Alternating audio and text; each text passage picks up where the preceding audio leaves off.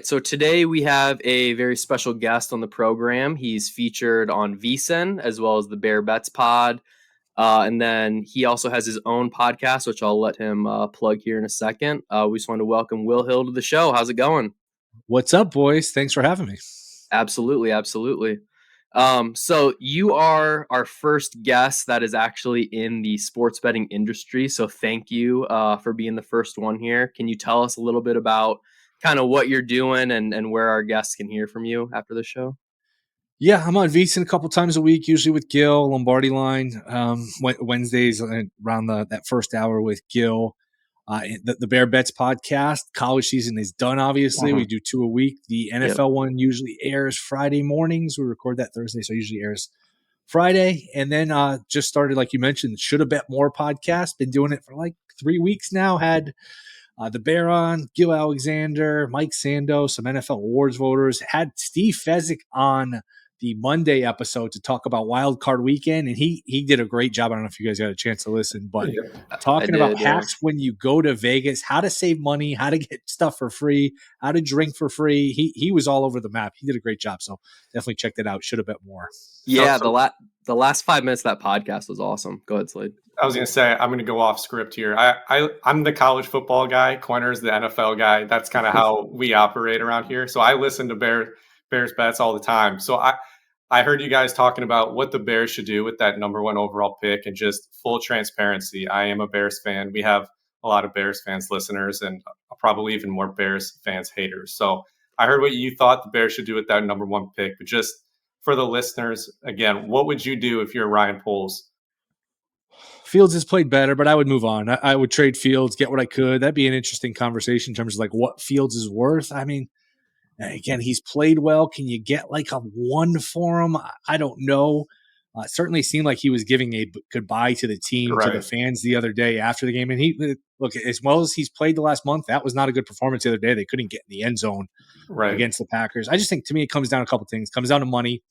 If you're going to commit to Fields and say, hey, he's our guy for the next, 3, 4, 5 years, he's going to want to be paid like that guy. And you got a couple years left with the rookie deal, but that clock is running. And I just think the best thing you can have in football is a quarterback on a rookie deal and a good defense. And they have the defense.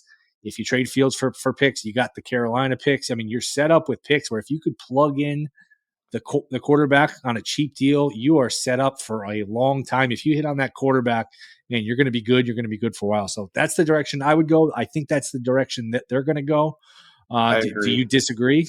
I've got Justin Fields jersey in my closet, but I'll be honest, like I've kind of over the last month or so, I've kind of changed my tune and gone with the quarterback idea as well. I think you could make there's like 3 different options. You can there's like the value you have to consider of what you would get from trading Fields, the money you would save on like if you draft a Marvin Harrison Jr. versus what like these Jamar Chase and Justin Jefferson, those kind of guys are getting.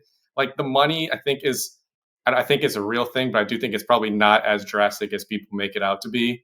The one thing I'll say about Fields and his defense is I know how he's wired. I know he's like the locker room loves him, the city loves him. I know he's not going to be a dipshit off the field. Caleb Williams kind of, I don't know. I mean, I'm not saying like he didn't speak to the media after losing, crying to his mom in the crowd, the painting the fingernails. Like, I think that I need to know more about him as a guy because I think obviously the ceiling with Caleb is higher. The problem with the other thing with Fields too is like, can you really trust to keep him healthy for a year? Yeah. Do you have to, when he's your quarterback, you have to pencil in, hey, he's going to run a lot. He's going to take sacks. He's going to get hit. He's not the biggest guy. He's probably going to miss 2-3 weeks, a month, pretty much every year. I don't know like how sustainable, how realistic it's like, all right, we got Fields. He's going to, it's funny. You have to be able to run a little bit, but there's a balance between you have to be able to do it to keep plays alive, but you don't want that to be like your full diet. I would just worry about keeping him healthy too. Yeah. And even when he's playing, he's rarely 100%. Obviously anybody can get hurt. Kirk Cousins, Joe Burrow. I mean, these pocket passers can go down too, but he's obviously more prone to it. And he's taken a lot of hits going back to even at Ohio State.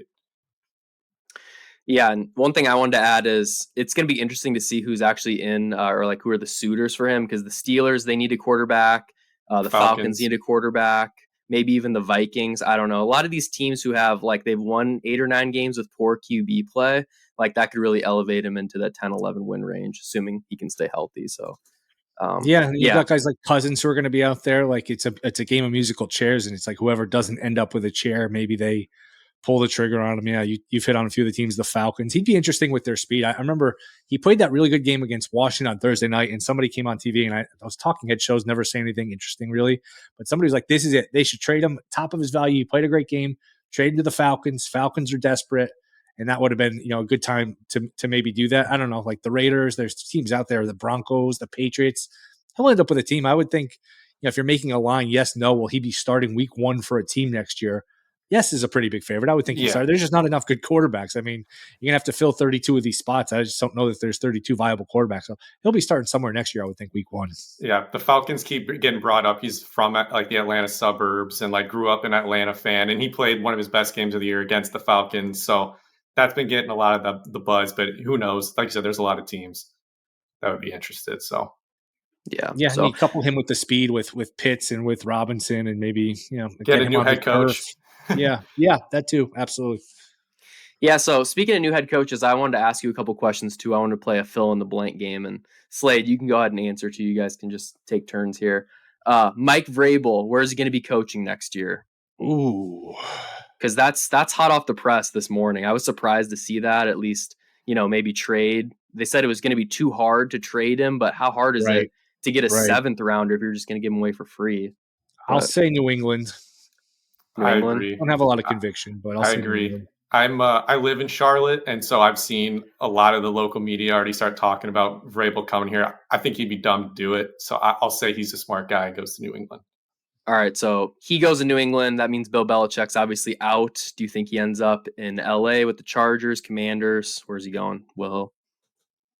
I'll say Commanders. Again, I don't feel great about it. I'll say Commanders, though. Okay. Why? Maybe he just hangs it up. You think he'd hang it up? So. I think he wants the record. I don't think he wants to go out like this.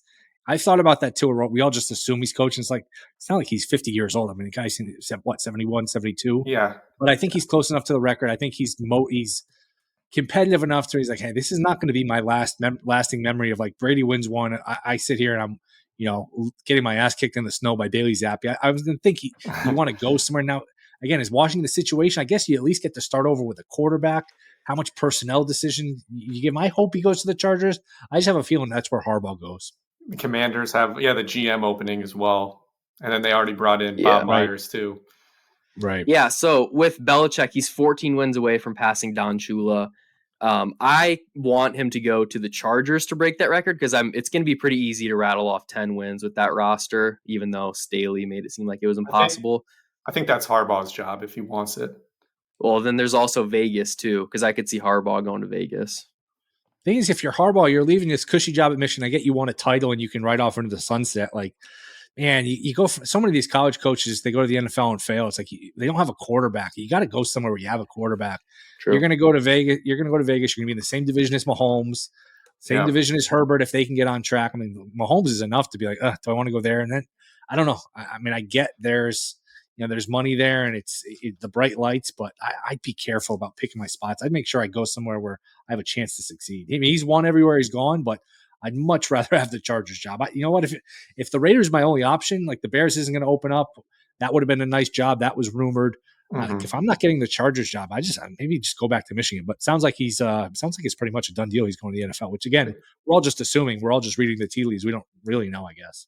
If he goes to the Raiders, I feel like he's going to try to take McCarthy at like 13 or something to pair up with him. That'd be really ballsy. But yeah, I thought the Bears make a lot of sense. Obviously, having the number 1 pick, and like he played for the Bears, he's still loved by Bears fans. He comes to Chicago all the time, does radio hits and things like that. But there's been zero buzz about him going to Chicago other than the fans clamoring for it. No, and I think they've already committed to Eberflus coming back. Like, hey, he's done well enough. He will return. So sometimes these GMs give the fake vote of confidence. Oh, he's our guy. But it sounded like it was a real one with Eberflus. Like, hey, we don't have to worry about getting rid of him. He's going to be back next year, which I think is fair. I think he did a good enough job to get, a third year now? I don't think that's crazy. Yeah. And I would still replace the offensive coordinator, especially if you are getting a new quarterback. Yeah. Yeah, no, it makes sense. Okay, cool. Yeah, so that's we'll be getting some more information in the coming weeks in the off season. We're having some the head coaches fill up and whatnot. So let's just talk getting to the playoffs right now. We got wild card weekend, or as the networks like to call it, super wild card weekend, because we got I think, what is it, 6 games. So let's just start off with the Browns Texans. Browns are 2.5 point underdogs on the road in Houston, over under 44.5. So as the listeners and viewers can see, I'm a Browns fan, so I'm trying not to be too biased here. I understand Flacco turns 39 in a week. Like, it's everything has gone perfectly for him. He's thrown a few interceptions, but other than that, he's played great. I think it's sustainable for another game or two. I don't ever want to count him out because of his Super Bowl run, but Will, do you have any conviction on this game, or are you staying away? Texans are a good teaser leg. I think if you can if there's a 3 out there, and a lot of these games are lined around 3, make sure you're getting the best number. If you like the dog, get the 3. If you like the favorite, lay the 2.5. It's so important.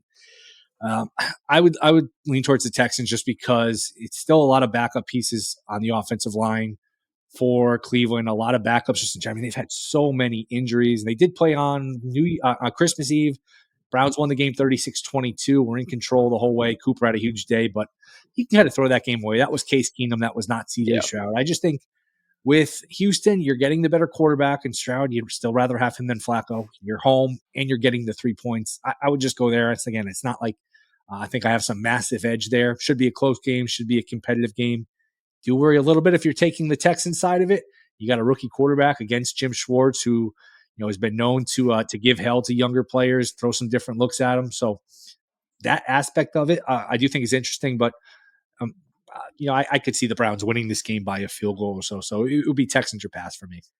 Okay, and I guess what I would personally do is I'm waiting until Saturday morning to see who's actually playing or not, because their wide receiver 2 and 3, Noah Brown and Robert Woods, those guys were both do not practice today. So I am assuming they're both trending to play. I'm assuming at least one of them is going to play. But if they're rolling just Nico Collins out there, I feel like Denzel Ward can shut him down pretty easily, and Stroud's going to have to be like Superman out there to try to finesse that. So what do you make out of the road home splits with the defense? It's a very unusual, very pronounced home road splits. You think it's something, nothing? What do you think? I think it's a legit thing. I think that they feed off the crowd, but I think that just like this being the playoffs should be enough to elevate them a little bit more. But I am a little bit concerned about that. I guess we'll find out in the first quarter there. If they can get a couple stops under their belt, then I'll feel pretty good. But if the Texans drive down and score, it might not be pretty. Yeah. Okay. Next up, we'll just keep rolling through these. Dolphins real quick, at Chiefs. real quick. You said the Browns were a 2.5-point dog. You meant favorite, right? Yes. Yeah, they're favored. Browns favored by 2.5. Some are 3. So again, a lot of these lines they're bouncing back 2.5, 3. I saw lines ramp. Some places it's 3, some places 3.5. And you guys know this. It's so important to get the best of the numbers shop, because especially with 3, man, so many games land on 3. Playoffs, you figure a close game. So wouldn't be shocked if this is like 23-20 Browns and the Browns win in advance. Yeah. I don't have a play on the game, but I did real quick want to say the whole DeMar Hamlin versus Joe Flacco for that comeback player of the year. I personally would give it to Flacco. I feel like I might have been one show you were on. You're talking about having like 2 awards almost this year, like having one that's like for DeMar and it's like a separate award.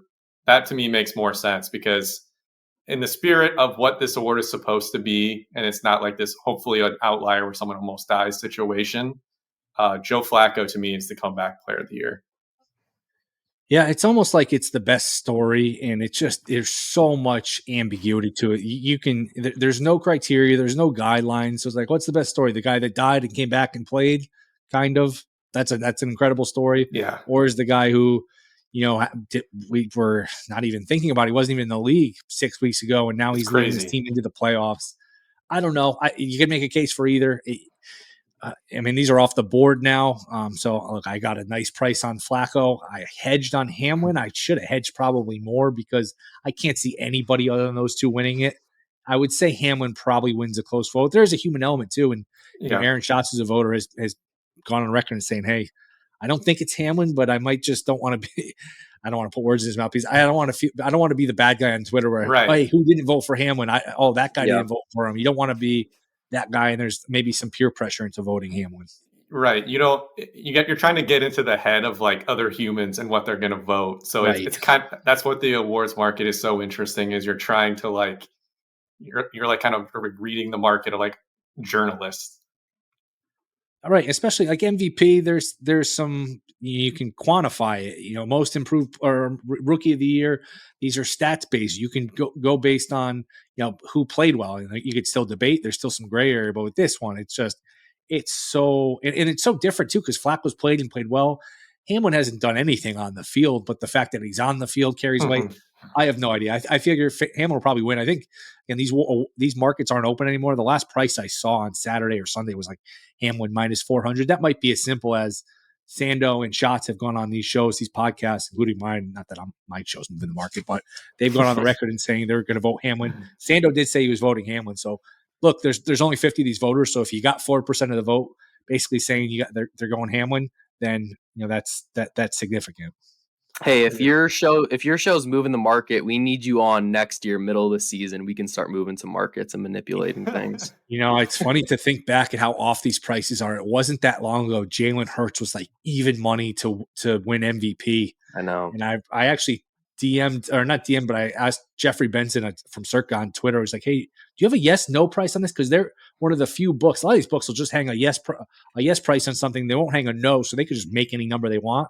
Circa's actually good about having a no option where, hey, if yes should be this, no should be that. I was looking to lay no on Hurts, but they didn't have one up. But man, it's crazy how off these markets are. Just middle of the season, they're just so sensitive. I think is the best word. These markets where this guy's a lock, that guy's a lock. Even Stefanski was like minus 1,000 or something a few days ago. Then the Texans win; they win the division. Now I think the last line we saw was like it's basically a coin flip, and it might be a coin flip that lands the other way for Stefanski. I got a feeling if I had to pick right now, I think I would go with Ryans. Again, that should be a very, very close vote, though. And we're all hurting from the Brock Purdy Ravens game. Yeah, we lost our Brock Purdy tickets there. He'll probably.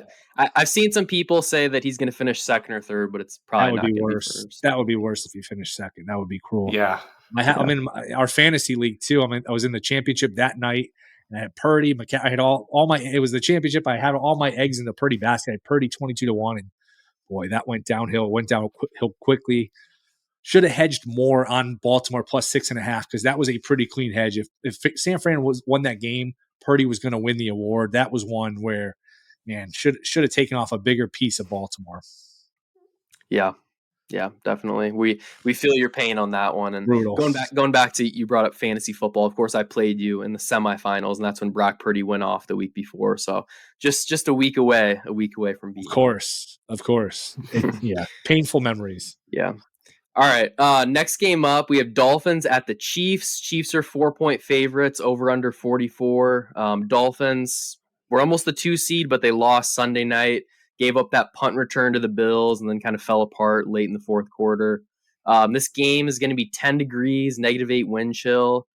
This has got to be advantage Mahomes. I'm assuming that you feel the same way, Will. The injuries for Miami, and sorry, I am live betting here, under 142.5 Georgetown Seton Hall. It's a 1-point game with 4 minutes to go, so that's a nice little spot for an under. It's Mahomes. It's the Chiefs. I don't like this Miami team right now. They're so beat up. Their injuries on defense, it's basically like a second-string defense. And there's two things that are fatal flaws with Tua. He doesn't like pressure. He doesn't do well in the cold. He's going to get both on Saturday. It's going to be single-digit temperatures. Hill is now banged up with an ankle, a quad. I think he was off the field on that final play where Tua threw just a horrible interception, trying to squeeze that ball in. This is not a vintage Chiefs team as we know by any stretch, but it's much better than what this Miami team has to offer right now. And the Chiefs come in rested, basically. They took last week as a bye. They got to rest Mahomes. They got to rest Kelsey. This is a short week for Miami, too. Now, think about it. That game ended 11 o'clock on the East Coast on Sunday night. Now you turn around, you're playing Saturday in Kansas City. I don't like this spot for Miami. I think the Chiefs win, and we'll get to the Bills Steelers, but I think we're looking at a very dramatic. This would be the game of the second round. If we get a Chiefs Bills division round with all their playoff history, with Mahomes finally playing a road game. Like if you're Buffalo, if you can't beat Mahomes this year where he has no weapons, he's on the road, they've beaten you a million times. This feels like the spot the Bills would get him. So that, to me, I hope we get that game. There'd be so much drama in that game. I'm not a conspiracy theorist, but I know the NFL wants that game too. Sure. I mean, and if you could get Ravens Browns too, with all their history, Flacco versus the Ravens, Yep. you're setting up for, if that's the divisional round, again, if chalk holds, and that's a lot of things to happen. It's the NFL. It's a lot of games, but you're looking at Cowboys Lions, a rematch of a couple weeks ago. We'll have to hear about that call on that Saturday night from a few weeks for a week. And then 49ers are going to kill probably whoever they play. Eagles, at least it's a rematch, the NFC title game last year. I think, that would be a tough spot. But if you get 49ers, Eagles, Cowboys, Lions, Ravens, Browns, and Chiefs, Bills, boy, that's a hell of a second round. Well, let's skip ahead to the Eagles game real quick. This is the Monday night game. They're 3-point favorites at the Bucks. I have no faith in the Eagles anymore.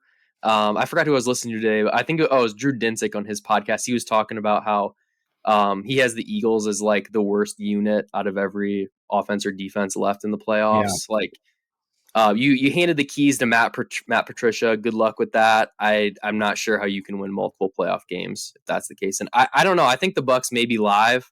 As a Browns fan, I've watched Baker Mayfield in the big moments. It is never pretty, but I think he can pull this one off against the Eagles. Boy, if there was one game to not bet, it would be this one. But let's be honest, it's a standalone game. It's a playoff game. It's Monday night. We're all going to be betting it. It's funny. These teams played week 3 on Monday night in Tampa on ESPN. And now this playoff game is in Tampa on ESPN on a Monday night. And that game was 25-11 Philly back in week 3. That might as well have been a lifetime ago because, man, there's just been so much wrong with Philly. I don't know how you lay points on the road with this Philly team. You'd think if there's anyone to get back on track against, they have better players than Tampa. It wasn't that long ago they were 10-1, even it was a fraudulent 10-1. But to me, these are pretty even teams right now. I would just take the 3 if I had to bet it. And if it's 2.5, you could tease it up. I would think it's going to be a close game. I just don't know if Philly has the capability to blow anybody out right now. So Tampa or pass for me. Yeah, especially with A.J. Brown banged up. Sirianni said he's hopeful A.J. Brown and Devontae Smith are playing, but if they're missing one or two of those guys, it's going to be a barn burner for sure. Tampa wasn't good last week either. I had Saints to win the division. I bet it a couple weeks ago at 7-1. It was actually a costly bet for Saints to make the playoffs, win the division.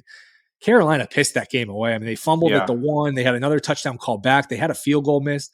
Like Carolina, if they got up 7-0, who knows? Maybe they win that game and the Saints get in. I actually think the Saints have better players than the Bucks. Baker doesn't look 100% healthy. So it's not like the Bucks are some great team, but man, I don't know. Laying 3 with Philly. Gotta help you. I watched that whole Panthers Bucks game. Bucks looked terrible. Baker looked terrible. I think whatever happens and is the outcome of this game, we're going to look back and be like, oh, that was obvious. We should have known the Eagles defense sucks, or we should have known not to trust Baker. But right now it's not that easy. But I just know Monday night, I'm going to be like, how did I not see that coming?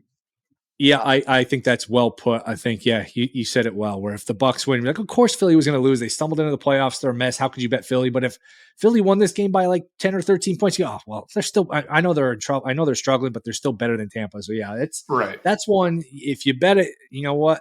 You get when you ask for it, because if there's one game where we always do this show on this segment on Gil Show, or this question on Gil Show, if there's one game you want nothing to do with, and it's helpful to cross games off, you don't have to bet every game. You could find props, you could find other ways to bet these games other than side or total. That's one side that just is really, really dicey. That's kind of how I'm feeling with the Bills Steelers, just because I know the Bills are one of the most explosive teams when Josh Allen's going. I feel like they're trying to get Diggs more involved after a poor last 8 weeks of the season.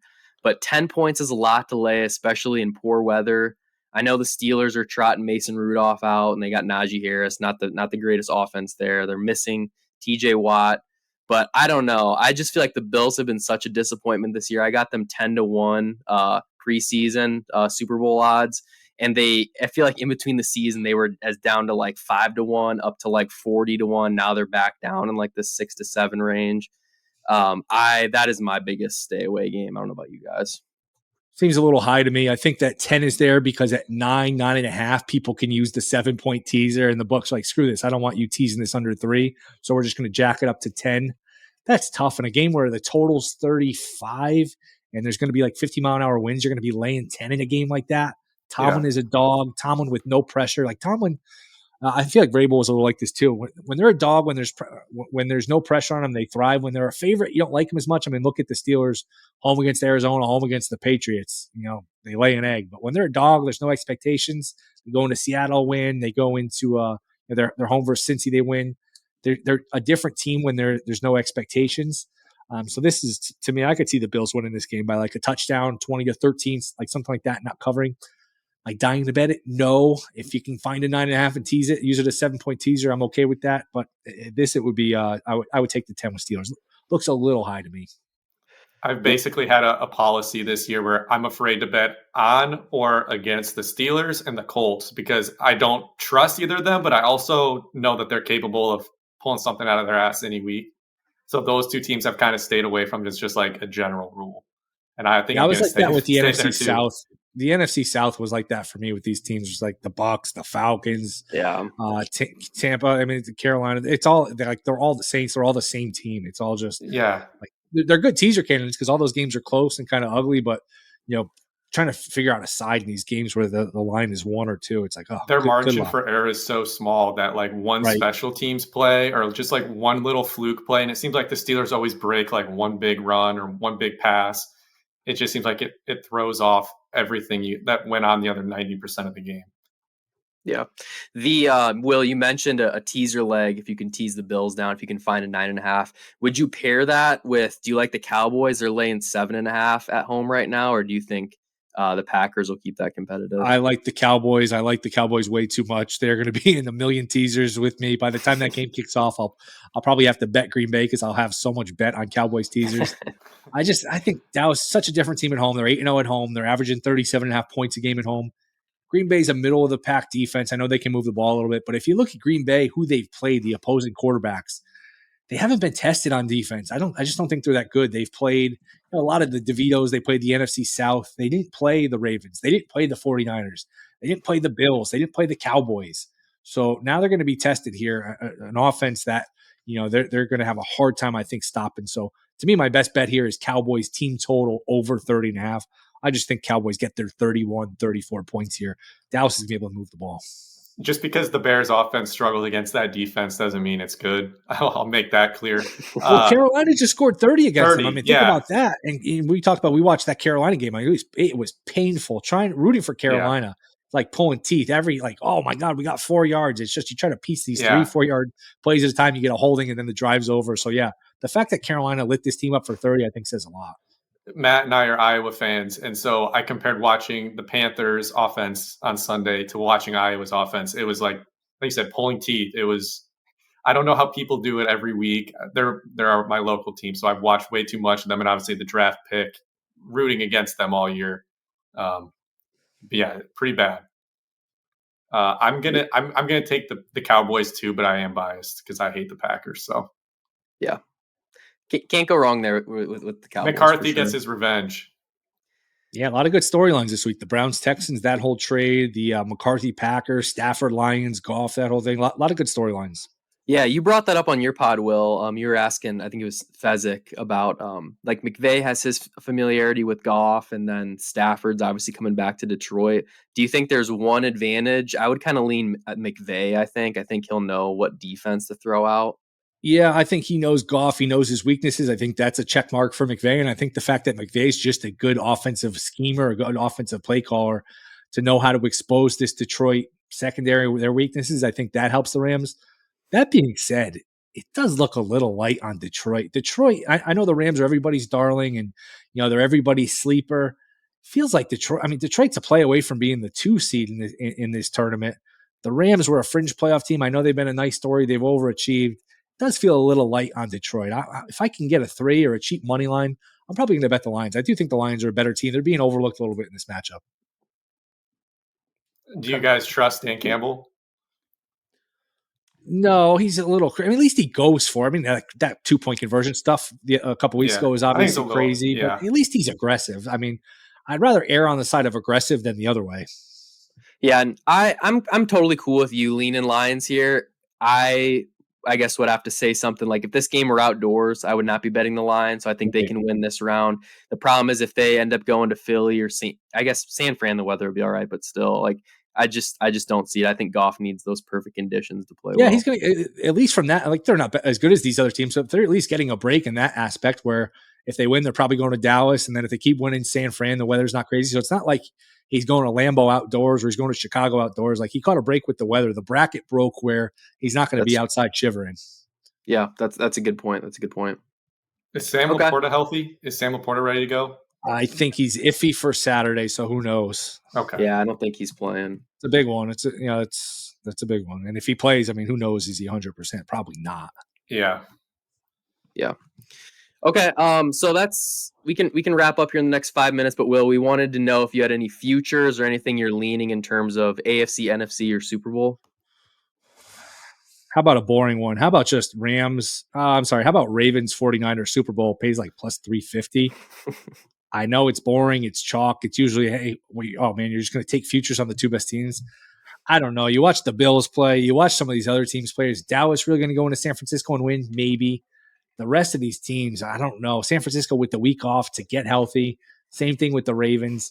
I think we're looking at a rematch of the Christmas game. So to me, at plus 325, plus 350, maybe we look back in a month, we say, man, we should have seen this coming. These teams are way more dominant than we thought. And we do get that rematch. I agree. I agree with that. I was going to say everybody wants to zag because of how the last few championships and years have gone with like the Heat and all of these teams making these deep runs. But these are the two best teams, I think, at least. And obviously they have the bye. If there was a third team, that I would probably say the Cowboys. Yes. But I don't trust anybody else. I think who the Bills, I don't know.